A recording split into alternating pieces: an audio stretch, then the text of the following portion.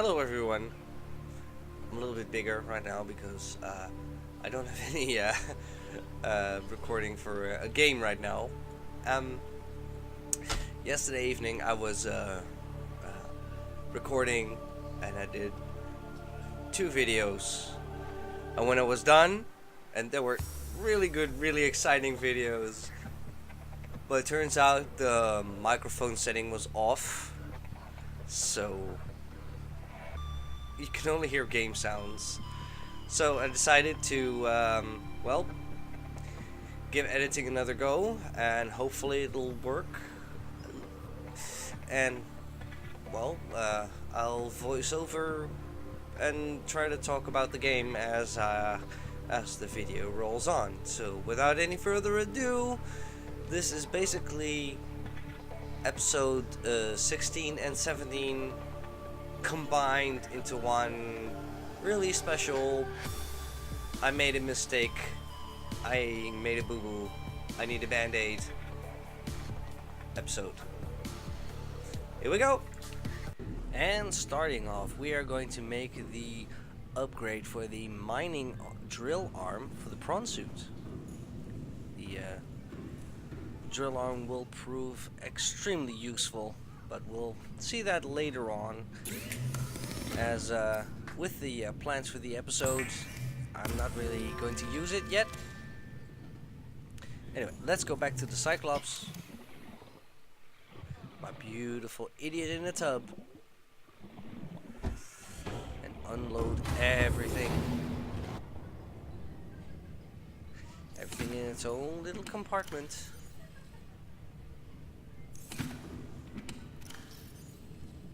It's good to keep stock of everything that you've got, because you'll think, oh, I've got, enough magnetite for the rest of the game now, but no, you don't. You never do. Anyway, let's listen to the radio. This is Life Pod 7. Coordinates attached. Pod is structurally sound, but the fabricator's bust. Requesting assistance. 7 out. Signal coordinates corrupted. Approximate transmission origin recorded to data bank. And little did we know that LifeBot 7 does not have a beacon. It doesn't. Now look at me trying to find the beacon. What an idiot. I mean, seriously, come on, dude. All you had to do was listen.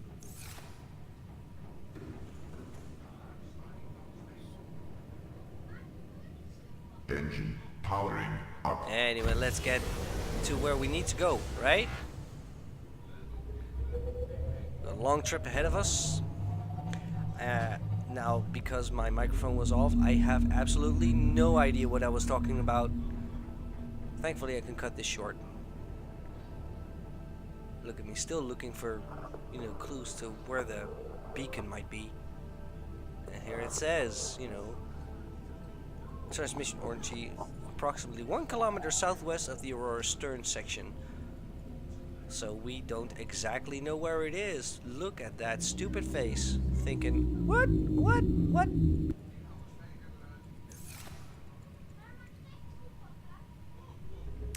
Now we have a little bit of audio logs for you guys. This is from the Degassi crew. I thought it might get claustrophobic living underwater. It's for the base that we're going to right now. He'd tell me it was childish, but I stare out of the window and sometimes I think how lucky I am to see this world up close. Back on the island, I wouldn't have believed the creatures that live down here. The fish, they glow. There's one that's 90% eyeball. Snakes twice the length of a I'm habitat such an compartment. idiot. Certainly, Look where I'm going. it's not all friendly. Bonk. Most of the plant life is toxic. I learned that the hard way. But I've managed to coax some marble melons into growing indoors. And when they don't cover our Focusing on dietary listening needs, and well, sailing at the same eat time. the fish themselves. It's a bit gross, Not a good but idea. there's nothing they wouldn't do. I've been attempting to document my findings. Father approves. He says understanding is power. I wanted to That cut the more this we know out, about this but planet, because the more there's we an can audio use it to log, our I can't. advantage.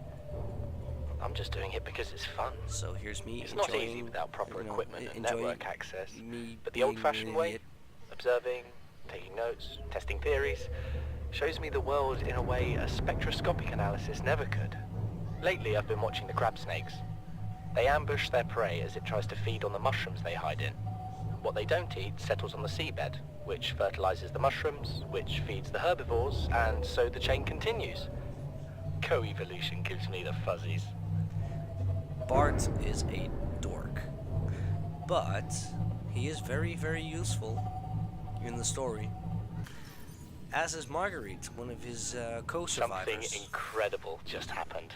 Since we're down here, I had this plan to build equipment and study the life forms we were encountering, but I didn't have enough enameled glass.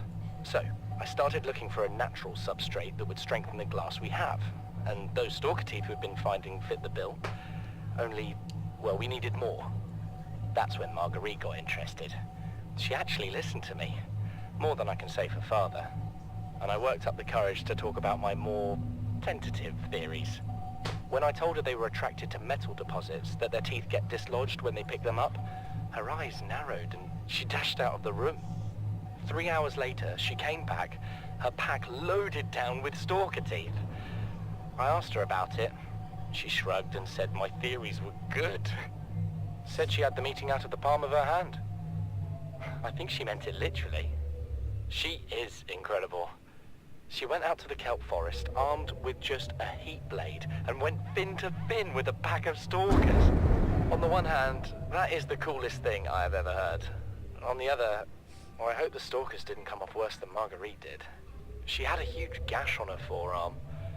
I don't think things went as smoothly as she made out. And what's the point in surviving here if we have to kill everything that makes it so wonderful? I wish I knew more about these animals, but Father won't let me leave the habitat. Maybe with all this glass, we could build a containment unit and get up close to them. And that is the really long audio log number 2. We're just going out here before we continue to gather a little bit more of materials, because I just spotted some on the way. There is a lot of materials that can be found in the Great Reef. Ruby, as you can see here, very important if you want to make aerogel.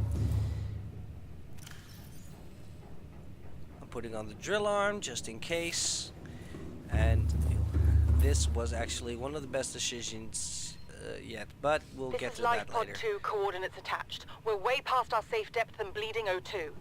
We'll have to swim for the surface, but it's 500 meters straight up. We'll make for the rendezvous and keep you posted. Out. Signal location uploaded to PDA. And with LifePod 2 now also in our beacon list, we have got something to do after the Degassi base, which will be technically episode 17. Let's head down to the base. And I want to build my own base somewhere around here. We'll do that later. For now, check this out, guys. This is a little bit further down into the Great Reef, and check this out. There's nothing, right? There's absolutely nothing. Okay, we're safe. We're safe. Okay, great. Now, toggle the camera. Still nothing. We're good. We're good. Bottom, and what? It's a crab squid. It hit us with an EMP blast. I think, no, this one, it just missed. So, okay, we need to find a way around and see if we can, you know, circumvent this danger. The Degassi crew, by the way, it's 3 people. It's a father, a son, and a mercenary that helps them. And the mercenary is a true survivalist. The son is a good scientist, and the father is more authoritarian. This is, by the way, the max depth for the Cyclops without any modules to assist in the pressure. Crab squid is right outside the door. It's coming in for another attack. This time the EMP hits, and then the power is down to 0%. We're in a bit of a pickle as it's attacking the ship, and we can't move. Engine powering down. Luckily, the prawn suit is still okay. We're getting the hell out using our grappling hook to latch onto the Degassi base, barely missing. Okay, so look at what happens now. Crab squid, it saw us, right? It's coming after us. It knows we're here. Here is some drill armor. Oh, wait. EMP. This time it hit. But what? Eat drill. It scares off, right? And then boom. The warper just puts it right out of its misery. It sends it away into God knows where. And then the warper comes to us. He can also have a fistful of drilling arm. And he runs. Now we're derping a little bit here, trying to make our way back to the base. I cut like 5 minutes of trying to work my way around just to get on the platform. But we're here, and it's time to go exploring this second Degassi base. The deep base, where I think the team of the Degassi people, they died. There's nothing here in this section that fell off. In this base, there are 3 multi-purpose rooms in the back, and entering this way, you can only get to the bottom one. The other 2 that I did not know, with this playthrough here, the other 2 areas can be accessed through a hatch on the rear end of the base on the top floor. So we will have to revisit this area at some point in the near future. Son, there is always a pecking order. And in our world, money makes a hierarchy. Paul is the father. I pay Maida a fraction of what I pay you, and you a fraction of what I pay me. He thinks he's the leader of the crew. Money makes the hierarchy. Why is Marguerite making the decisions? We need her. We let her think what she likes, so long as she does what she's told. What if she doesn't? For enough money, she will. People always do.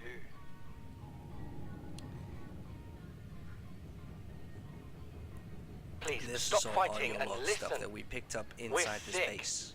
What? How? You've been coughing, right? Feeling itchy? Blisters? Yeah.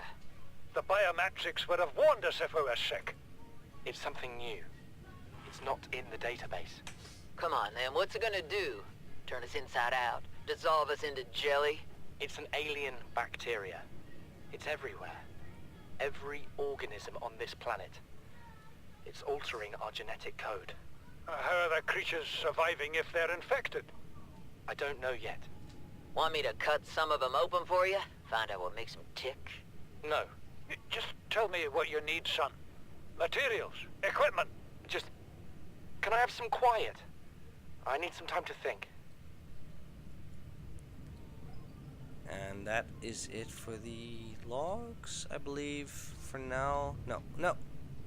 Are we listening to the other one? You know what Yeah, Maida told we me are. today? She wants to build a habitat 500 meters below sea level, more than a kilometer northeast of here. And she needs Bart and I to do it. She's got it into her head that she can save us if she just acts recklessly enough.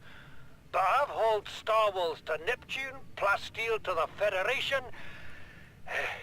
This family operates 9 different mining colonies across the Ariadne Arm.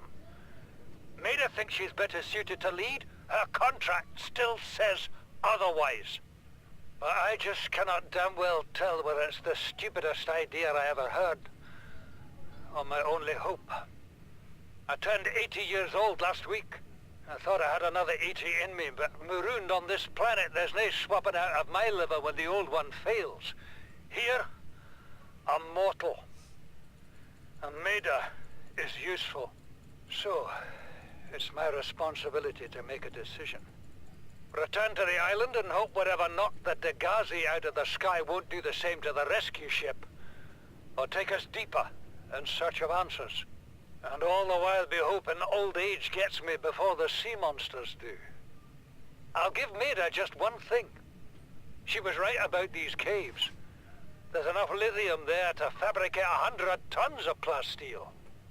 Enough for a damn fleet of Cyclops submarines. There was nothing anyone could have done to avoid crashing here. But I was right to order the detour. If we get off this planet, they'll be talking about the Torgal share price on the other side of the Federation.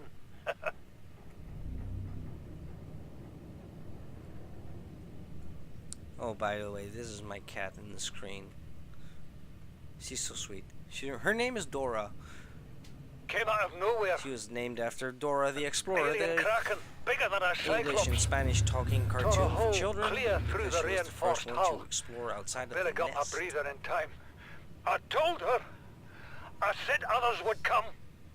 The rupture threw me clear of the habitat, and the monster turned and bore down on me. Just as its tentacles came within reach, Maida appeared out of nowhere. She had a sea glide in one hand, a jagged piece of scrap metal in the other. She meant to butcher that beast or die trying. The last I saw her, she had the metal lodged in its neck as the monster did its best to shake her, contorting off into the darkness.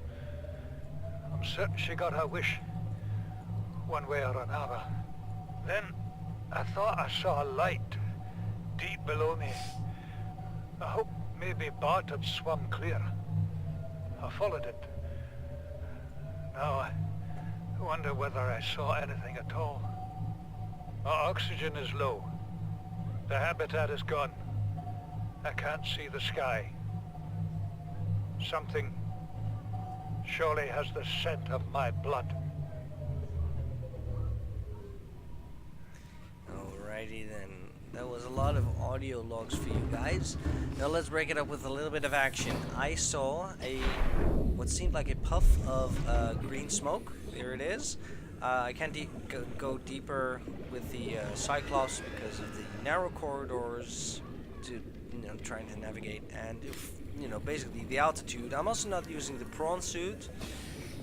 Why? I don't know. I just wanted to take a little swim. I think this is a new biome, one that I haven't discovered yet. Found a plant that I have no idea what it was. Does nothing. Just sits there and look.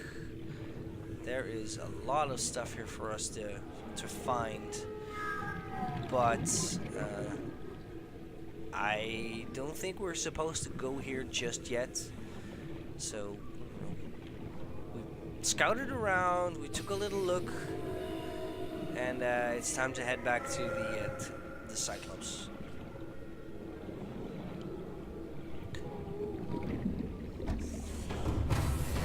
Go. This is the end of episode 16, and we'll continue with episode 17. Okay, and in episode 17 we are going to head to Life Pod 2. We just picked up this broadcast for the Life Pods, and we're moving into a more dangerous area again. Not as dangerous as the Great Reef, I assure you. But there's some bone sharks on the edge of where the zone goes deeper. There's still plenty of bugs in the game, as you can see. This hoopfish just got stuck in our Cyclops somewhere. We've got a bed, we've got coffee, we've got lockers, and we've got a radio. Let's listen to it. This is Sunbeam. You know Aurora. We're from a little transgov on the far side of Andromeda, and we have a saying there. There's no bad without the good, no good without the bad. Sounds like you tasted a bunch of the former, but that only means you're overdue a whole lot of the latter. Might just be we're in. We're scanning for somewhere to park. We'll be in touch when we find it. Sunbeam out. Well, the Sunbeam coming to pick us up, maybe. Who knows? Guess we'll see. Okay. This is the power of the mining drill. I'm skipping a little bit because it just takes too long to watch the entire thing being drilled down. But it's still phenomenally fast. And you actually have to go out and enter this storage compartment. So you can see this is just one hall. I'm actually pointing my finger up emphasize the fact that it's just one piece of ore that I'm finding. Heading back now. And further down we go. This episode's not as long as the previous one. There's not a lot happening. We're not listening to 5 or 6 audio logs of, you know, a couple of minutes each. And here's Life Pod 2. Quite a bit away from the Degassi base. It's basically more or less on the other side of the map compared to the starting point. And this here is what we're all doing it for. The Cyclops depth. Oh my god. The Cyclops depth module Mark 1. Oh dear god. And another lovely PDA. I want to make a habit of listening to these audio logs straight away. Flotation devices failed. We're flooding. Evacuate. Wait. I can reconfigure the O2 system to act as a bilge pump.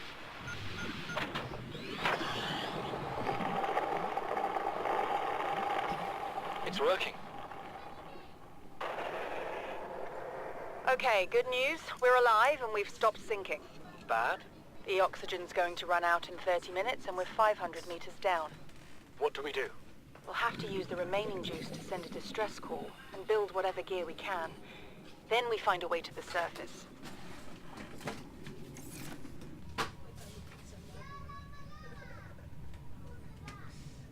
Okay, let's go back. Because there's actually nothing here. Or so we think.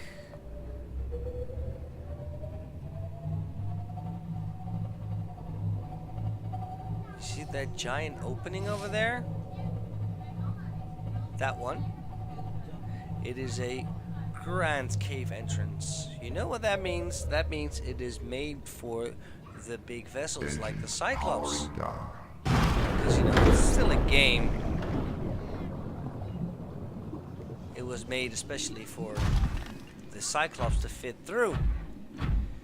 So, let's take the prawn suit this time, venture out into the unknown. Fossilized remains. This has got to mean something. And look, lo and behold, it is that same biome.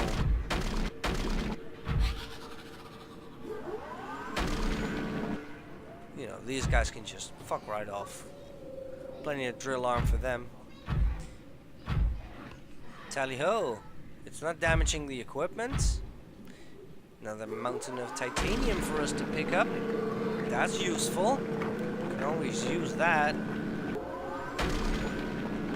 Fast forward. I think all in all it takes about a minute and a half to get a hello. I have never seen this creature before. I've also never seen nickel ore before. So we're definitely taking this. We already know we need nickel ore for some of the stuff that we need to build in the near future. In fact, I think one of the upgrades for the Mark 1 depth module for the Cyclops requires nickel ore. We've got another radio message. And I don't want to venture out here too deep, because I do want to take the Cyclops in. There's that really big thing. Looks like a Reaper Leviathan, only glowing and blue, and I think a whole lot bigger. So for now, let's just do the Spider-Man thing. Seek fluid intake. And drink a little water. Go. Vital signs stabilizing. Use that grappling hook to quickly maneuver ourselves across the seabed. And go back to safety in the Cyclops. Get our butts out of here. Still, we got a huge haul of ore. You know, just 3 nodes, and the prawn suit is all full. And we've got that sweet, sweet, sweet depth module that we really, really need to make in order to progress further. And of course, now that we have the Mark 1, we can work on the upgrades straight away.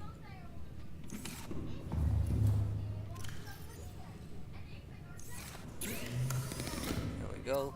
Crafting the titanium ingots, making that into a plasteel ingot with some lithium, and adding the rubies to make the depth module. Now, if you do this, I cannot stress this, you know, too much, because you never do, you know, if you upgrade it, you need to actually take it out, then go to your station, upgrade it, and then put it back in.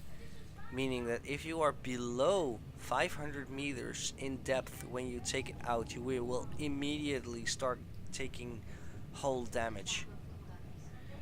For the Mark II and the Mark III, we will need a modification station, so we set aside the materials for the first upgrade, which requires nickel ore that we just farmed. Huzzah! Another radio message. Playing partially translated broadcast. Destroyed. Mode. Patrol. New targets unaccounted for. 1. Okay, that was really weird, and I am kind of worried because I think that something here is trying to get me, is out to bite my ass. By the way, look at this, guys. 900 meters for the Mark 1. That's a 400 meters increase. That's almost double the depth. Bonk. Yeah, we're safe. Wait! No, we are not. What just happened? Something just bit our tail. Let's check it. It's that glowing blue fella. It's swimming away again, so it was maybe just a warning, or we just came out of its threat range. No big damage, it was just one small bite. Sorry.